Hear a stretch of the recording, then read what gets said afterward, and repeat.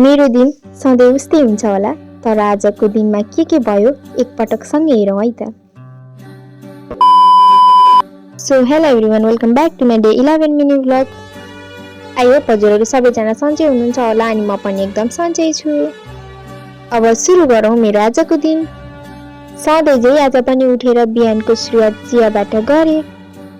Daddy र भाइलाई दिएँ, त्यसपछि लागेँ म आगो बाल्न।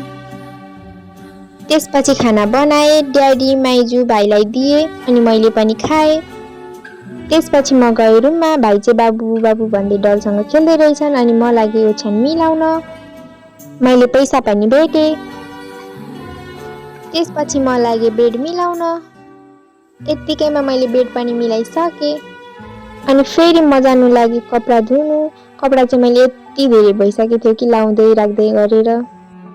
यसरी कपडा लगाएर म जस्तै लाउँदै राख्दै गर्ने अल्छीहरू चाहिँ को हुनुहुन्छ कमेन्टमा भन्नु होला। अनि उता चाहिँ हुनुहुन्छ माइजू चाहिँ कपडा धुँदै हुनुहुन्थ्यो अनि उता चाहिँ छ मेरो मिन्टे। अनि मिन्टे चाहिँ हामीले कपडा धुएको हेर्दै बसिरहेको थियो। कति माया लाग्दो भएर हेरिरहेको छैन न घाममा। अनि मैले चाहिँ एकछिन बोकेँ उसलाई, यति धेरै घाम थियो नि हेर्नु न पसिनाले। यत्तिकैमा म चाहिँ कपडा धुएर नुहाएर अनि कपडा सुकाएर चाहिँ घरमा आइसकेको थिएँ। एकछिन बसेर म चाहिँ गएँ माइजूसँग बारीमा घाँस काट्नु। यस्तै हो मेरो साधारण दिन। नयाँ ठाउँ घुम्न नपाए पनि मेरो लागि साना साना मोमेन्ट नै धेरै खास छन्।